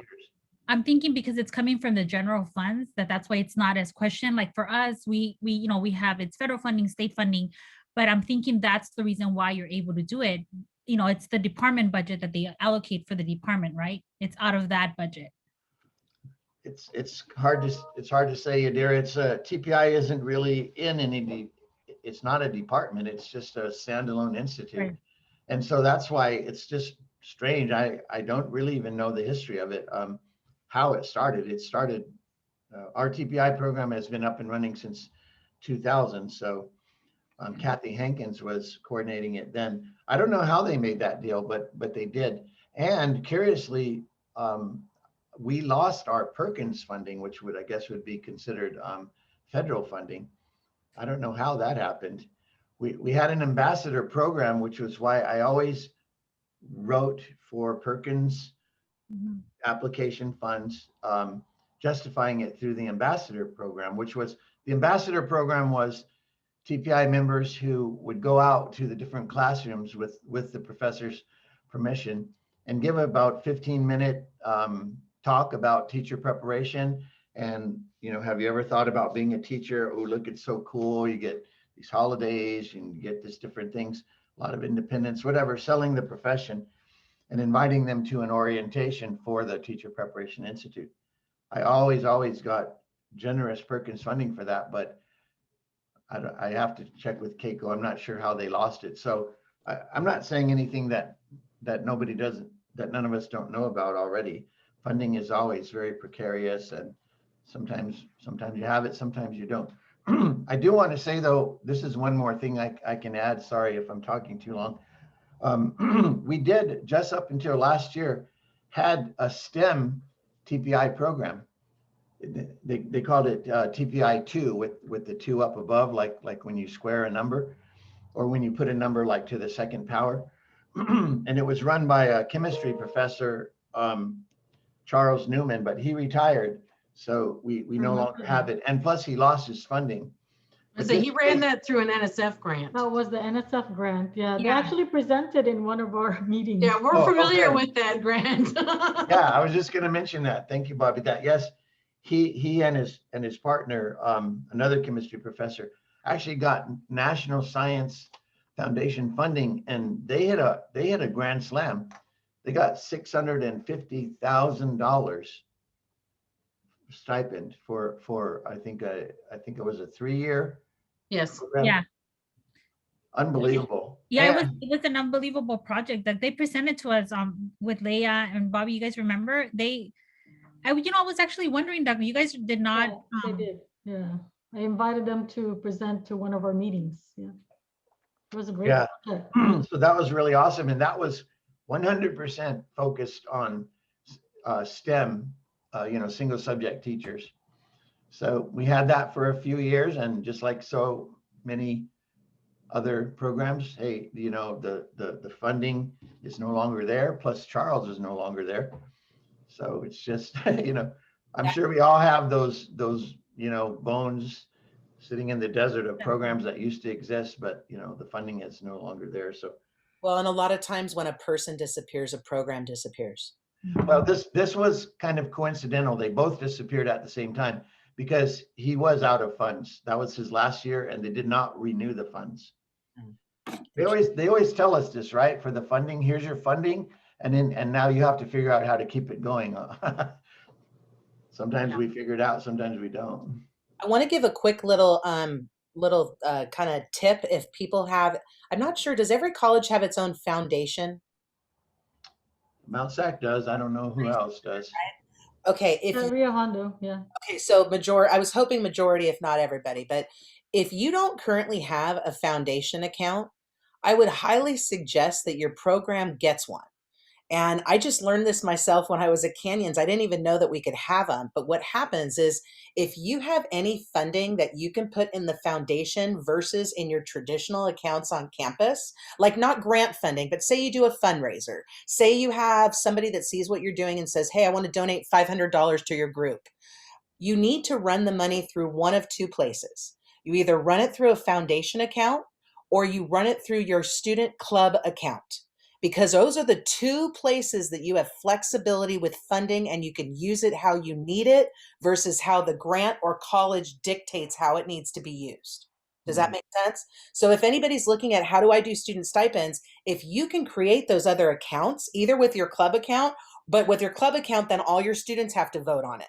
So that can be useful for like events where you don't have resources, or like say you want to buy gift cards for guest speakers instead, like you can use your club account for that, but get a foundation account, because if you can get, a couple $1,000s in there, then you have a lot of flexibility kind of with how you can use it, how you can make it work. Yeah, that's great, Renee. We thought about doing that actually with the seed grant stipends. But Oh, right now we don't have our director. We don't have the director. I think we're still hiring someone. so I was like, if they could do that, I mean, something like that would just, it makes the monies very flexible for you. Yeah. I know this because I was at Canyons, and like probably 7 years into running my program, somebody said, "Oh, well, you realize you've got a couple grand in the foundation account." I'm like, "What are you talking about?" Turns out the person who ran my program before me, there was probably 3 or 4 years in between when she left campus and I started. So there was a significant gap where nobody was running it. And she put this money in this account and left it there, and basically it sat there. So then once I found out it was there, I was like, hold up, I have like 4,000 here. That's totally flexible. And I can't even tell you how far that money went. And then whenever we would fundraise or do different things, we'd plop it in there because it was just flexible money. We do similar accounts here at El Camino. I did want to ask Doug, when you say that you lost your Perkins funding, you mean TPI, right? Yes, TPI. Yeah, we had the same situation that we routinely request Perkins funds for our different things at our TPP, including like stipends to mentors and stuff. Mhm. And somebody misinterpreted the changes that Perkins put in and decided it's really a campus by campus thing. And maybe the language I wrote up will work for you. It didn't work for at El Camino, but the dean that's in charge of our Perkins said, sorry, no, we're not giving to TPP anymore. Oh, wow. So, yeah. But luckily we did finally get our teacher stipends, our mentor stipends institutionalized. Oh, wow, that's fantastic. But now I got to work on getting testing fees institutionalized, or more money somehow to put into a foundation account. But yeah, that's a huge breakthrough that you got that institutionalized. We've been getting by on Scotch tape and paper clips for. Oh, Doug, you have no idea. Every semester, poor Janet, and like every semester, she's just. So just the fact that they got it, I mean, mind you, they're institutionalized, but with a big but in front of it. Like, well, can your program cover this much? And then we'll cover this much. So it's always, I mean, but we're a step further, I guess. Yeah, as soon as they found out we had the seed grant, they said, oh, well, then you can cover the stipends. I said, well, we can only cover the stipends for the teachers that, fit the requirements that the grant has in place. You still are going to have to cover at least some of those stipends. The hard thing too is like when they find out you have grant funding, then it's like they pull it back, but they often then lose it. So you might have funding for 1 or 2 years, and then then they use your funding for 1 or 2 years, and then they're like, oh, we don't have the funding in the budget anymore. So try to take your grant funds for that. Just have discussions with them about what it was specific for. Yeah, sustainability. I'm maybe any of you can help me on this. I'm a little bit confused and mystified as to why teacher preparation has to struggle so hard. Doug, we always have. I don't know. If you find out that secret, let us all know. Can you answer right now, when I was a K through 12 teacher, why I spent $2,200 to $2,500 per year out of my pocket on my stuff in my classroom? Wow. Education doesn't make any sense. We're consistently under. We are at 17 minutes till our meeting ends, and I want to make sure we are I know we all need instructions on institutionalizing stipends. I watch the chat as I'm talking, sorry. But let's go ahead. What other groups need to share before we go on to showcase and what that means? Any other campuses? No, I think we covered everybody. Okay, cool. I think Marini didn't. There, I don't know if you can. We don't. Probably in our training. We're on break until 45. What was the question? Sorry. People are doing like general updates of what's going on their campus in terms of teacher preparation. But if you've got to go back to the other meeting, don't. Oh, it's okay. Let's see. So we have our teacher pathways preparation group that we have. Currently, I would say we have about 65 students in the program, but active students, it's a lot less, especially during this time. I would say we have a good 25 that are active. And so we've been recruiting because with this Title V STEM grant, it's pretty much all year round that we can bring in students. So we just kind of did a big push since we started the spring semester. We did an orientation last week for new students coming in because we require that they attend an orientation in order to be able to partake in the benefits of the program, including like free textbook rentals, free laptop loans, etc. And then we will have our monthly meeting next week on March 3rd, and we're going to have Jacqueline Keitzman from CSUN present, which ironically, Veronica from Mission had her present yesterday, and some of our students attended that session as well. So that was kind of cool. So yeah, so we're just really working hard we're halfway through this grant. It's a 5-year grant. So there's a lot of overlap between what we do for the Teacher Pathways program with this Title V STEM grant, which is through CDE, and some of the activities that we do for Strong Workforce. So, you know, in our team, it's a team of 5 of us. We have a dean, we have another faculty member, myself, and then we have an assistant, and then we have a consultant, Al Solano, who helps us to manage our grant to make sure that we're being compliant and to give us advice and guidance. So those are the main updates right now with what's going on with our teacher pathways. Wonderful. Thank you so much, Marini. And then do we have anybody else? I think Marini was the last one, right? Okay, so we're going to go ahead and dive into, and just because I want to be mindful of the time as well, we have about 12 minutes left. And I wanted to know, and this brings us up to, what do we want to showcase, or what do we want to be done coming up now with this new funding? And when I'm talking about the showcases, a TBT showcase for March. So usually, I don't know if you guys remember, but with Leah, we used to have, you know, one of the colleges pick, and they would give us like a short PowerPoint, short just showcase of what your program is looking at and what they wanted to do for the semester. And I wanted to ask any of you, what do you guys think? Do you guys want to continue doing this? Do you guys want to sign up for that? How do you want this to look? Now, it might be that you don't want to do that, and I completely understand, but it has to be really up to you. Before, like I mentioned before, when we presented with Leah, I remember El Camino, we did a little showcase on what our program was about, and, you know, our accomplishments and what we were working on towards. But how do you all feel about your colleges doing a little showcase? What would that look like? That might be just one slide when we present in the meetings, or maybe you don't want to do that. It's really up to you. I think that's something that we should continue. That's just my own personal feeling, only because that's how we share our best practices or effective practices. And I know that, for example, Megan, you know, really liked the Rio Hondo mentoring program, and that's how they got started with that. Well, and in the past, the showcases were always incredibly beneficial, but one of the things that you and I were worried about is, you know, everybody was getting like 5 times the amount of funding that they have right now. And so we know that people would create, to me, I felt like showcase was almost like they were doing a conference presentation, which it's like you appreciate it so much, but in terms of people having less funding, I mean, could it be like we have 1 or 2 a month and it's more informal, or people can make it what it is? Or, I mean, I think we wanted to make sure that everybody was okay keeping these, because we know that you're not getting the same level of funding.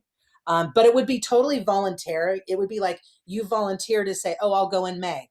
And you could come, and it could be a 5-minute thing. It could be a 10-minute. It could be 2 minutes. It could be like a 1-pager. Here's what's going on at Rio Hondo. Boom, boom, boom, boom, boom. You know, so I think that's what we were thinking, but we also didn't want to require it if people didn't feel that it was like if it was financially doable, since the funding is cut so much less. So we just wanted to make sure everybody was okay with that. Well, So this will be an online showcase. So it's more of a promotional event of programs. Come to this meeting and then you say, you know what, in April, I want to talk about Pierce. And so each month we'll have 1 or 2 campuses that won't just do like a brief highlight, but we'll do more like a here's what we offer. So that way, if it's like I'm looking for something and I go, oh, wow, you know, the I Can Teach conference that Mike runs over at Pierce is so awesome. I need to meet with him because I'm at this other campus and I want to replicate it at my campus. Right. Kind of like a best practices share out, and it's more than just highlights. It's more like a one pager on what your program. Oh, I see. Okay. So it's a part of a meeting. Okay. Yeah. So it'll okay, be included. It'll be included in this meeting. So it'll be once a month. So let's say, for example, next month, you know, we already said that we were going to include Laura for her information on but if you wanted to go for next month, or let's say, for example, Michael, you have your conference coming up and you want to go before, I don't know, you know, the month of, you can mention your conference. Oh, I see. Okay. And Yeah, I'll run it by our child development department, but I'm sure Trish is on board with it. Okay.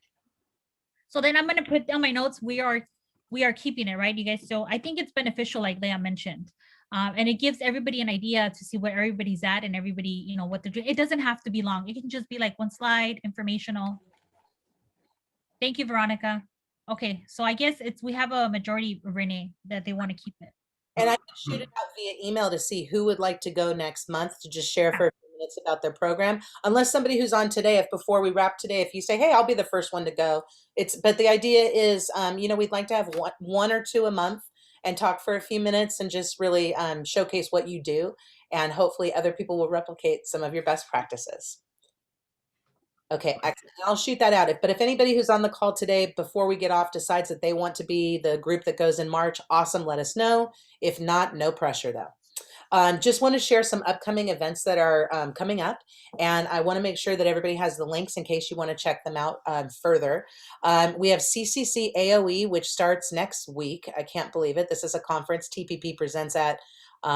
We've been presenting for years now at this conference. It's got all the CTE leads from our system and a lot of our K-12 people as well, and a lot of leadership in the community college system.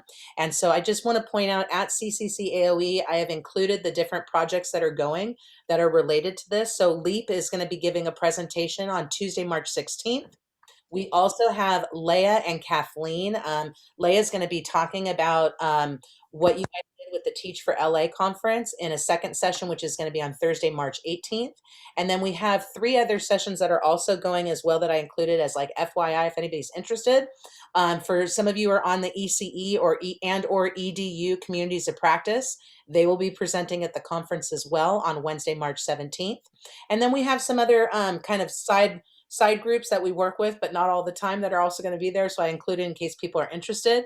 Antelope Valley has a new Title V grant that some of us are supporting them and working on. And we're going to be talking and doing a presentation on the rollout of that grant. And then I'm also working with Joint Special Populations on the concept of and so there's a session there as well. So if anybody's interested in CCC AOE, it does start next week. You can register at any time. One of the cool things that they're doing this time is, it used to be you have to buy the whole conference. That's not the case anymore. You can even buy like smaller sets of sessions. So if you have some funding and you want to check it out, it should be a good conference. I also want to point out next week is the CCTE, which is all about California teacher education. ACTEP works directly with CCTE, and they have a conference coming up next. CCTE's conference is next week, March 4th and 5th. I also emailed out, Colleen shared Generation Z, which is a workshop that's coming up next Friday. For those of you that are on the ECE COP, I apologize that both of these events are at the same time. We will make sure to tape the COP if you want to go to, I'm not sure if Kim's going to tape Generation Z since as a speaker. I have personally gone to presentations on Generation Z, and I will tell you, especially for any of you who are faculty or if you are interfacing with students, I can promise you that learning about Generation Z will literally flip some of your strategies in terms of how you communicate. So really effective. We also have tomorrow's Teachers Conference that's coming up March 19th. We have the link there. JSPAC has a variety of really cool workshops coming up, especially hosting a couple different like student panels, both community college student and high school panels. And so I wanted to make sure that we had that in case anybody's interested in that. And Renee, I'm sorry, can I say something very quickly? So for those of you, and I'm talking to my LA sister colleges, I know UCLA colleges is not here, regarding the JSPAC that Renee mentioned, I'm actually hosting a couch discussion with Latinx students, and it has to be women in they're Latinx. So if you guys know any students that might want to join us or benefit us, just go ahead and send me their information, or go ahead and give my email to your students if they're interested. And this is a couch discussion for Latinx students. Questions and discussions about education, what's working for them during the pandemic, and more information that I'll guide them through them. If you guys have any students, please just send them my way. I'll go ahead and put my email again in the chat. Thank you, Renee. Sorry. Oh, no, that's great, Yadira. And it's great too, because I've been working with a group of high school students and on a different panel with what Yadira is talking about. And so we're really going to have some exciting student voices coming out from JSPAC. And so check it out if you have a chance.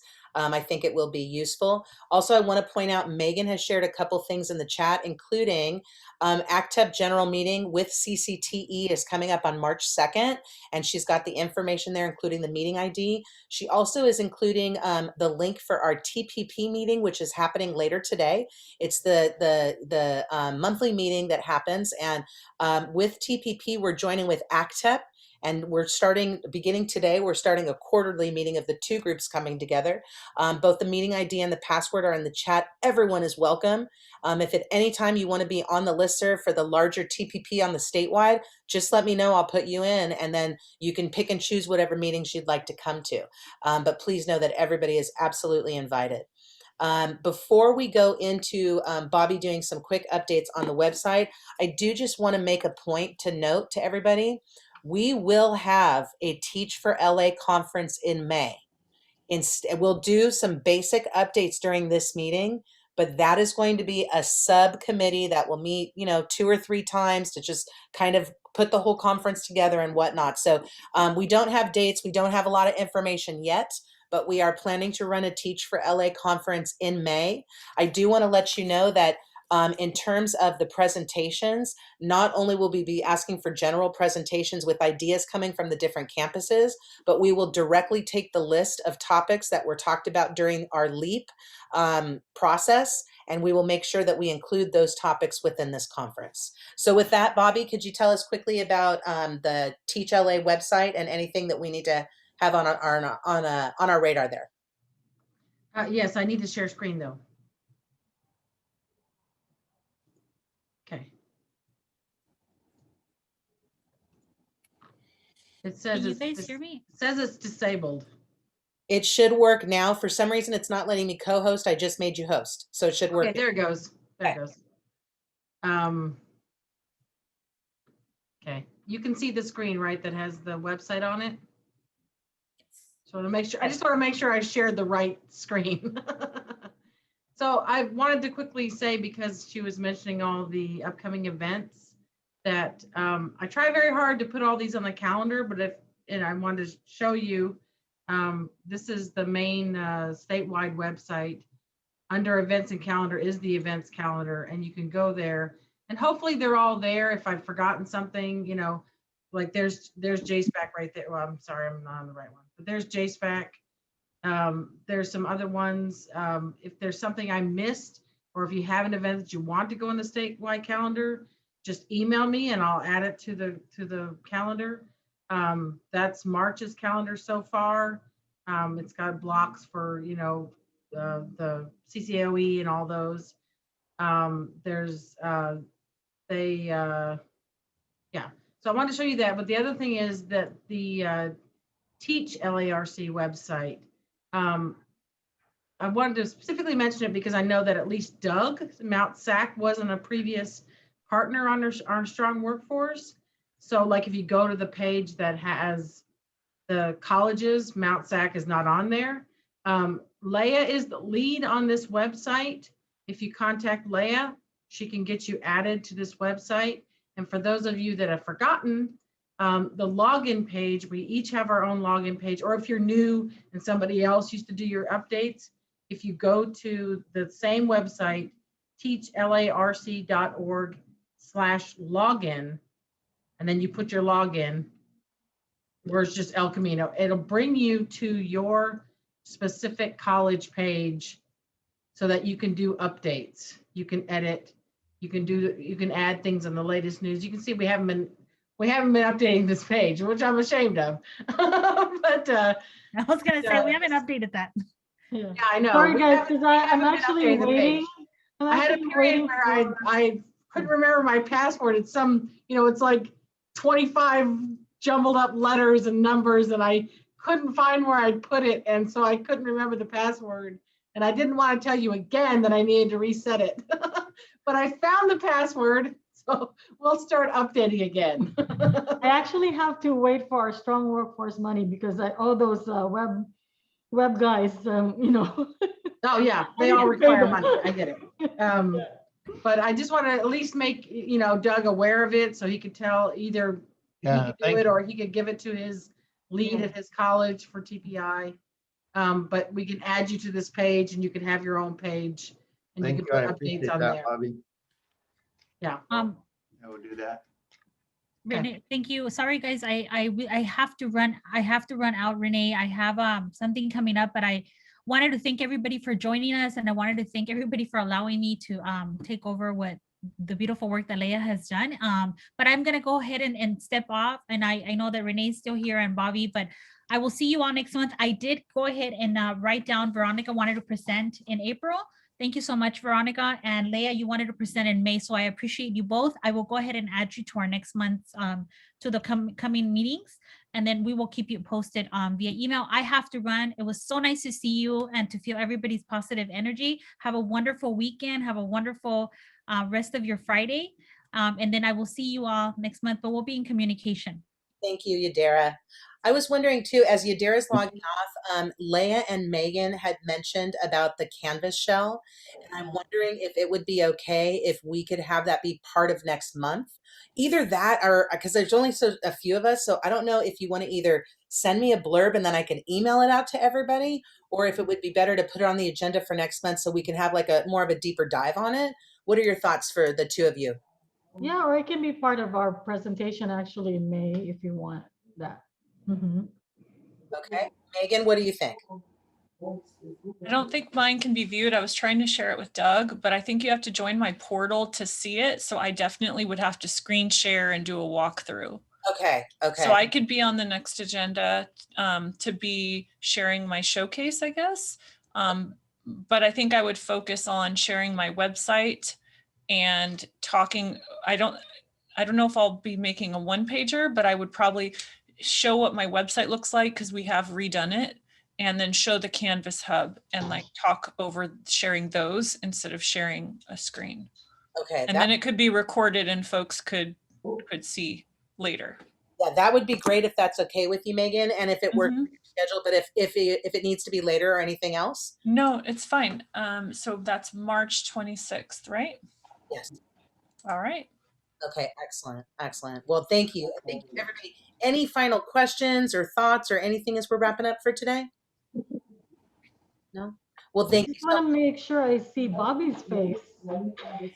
Sorry, my window is so bright. You're always like in one of those interviews that they don't want to be identified. Yes, I'm anonymous. I'm going to run. Thanks, everyone. Take care.